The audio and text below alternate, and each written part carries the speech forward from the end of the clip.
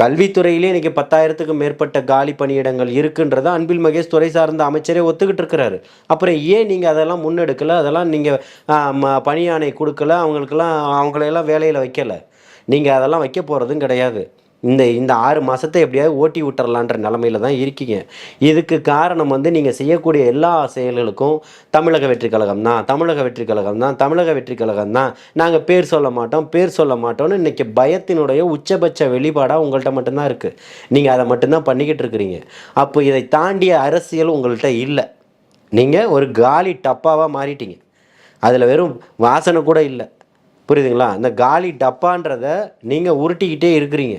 இல்ல இது ஒரு சமூக நீதி, திராவிட மாடல்னு உருட்டிக்கிட்டு இருக்கிறீங்க. இந்த உருட்டுக்கள் எல்லாம் இன்னும் 2, 3 மாசத்துக்கு தான்.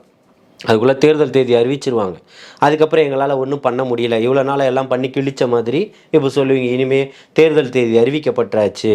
இப்போ வந்து அடுத்த ஆட்சிக்கு நாங்க வந்த உடனே இந்த துறையில இத்தனை ஆயிரம் பேருக்கு வேலை, அந்த துறையில அத்தனாயிரம் பேருக்கு வேலை, இந்த துறையில இத்தனாயிரம் பேருக்கு வேலைன்ற வெற்று விளம்பரத்த தேர்தல் வாக்குறுதிகளா நீங்க குடுக்க போறீங்க. புரியுதுங்களா?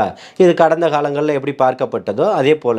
ஏற்கனவே தேர்தல்ல ஒரு 505 வாக்குறுதிகள குடுத்துட்டு, 290க்கும் மேற்பட்ட 300 வாக்குறுதிகள நீங்க நிறைவேத்தாம போனதுக்கு சாட்சியும் பார்த்துருக்குறோம் நம்ம கடந்த காலங்கள்ல. இதுக்கு மேல எங்களால பண்ண முடியாது. கூட்டணி கட்சியில இருக்கக்கூடிய உங்களுக்கு எப்பவுமே தொடர்ச்சியாக உங்களுக்காகவே பேசக்கூடிய எம்.எல்.ஏக்கள வச்சு என்ன சொல்றீங்க?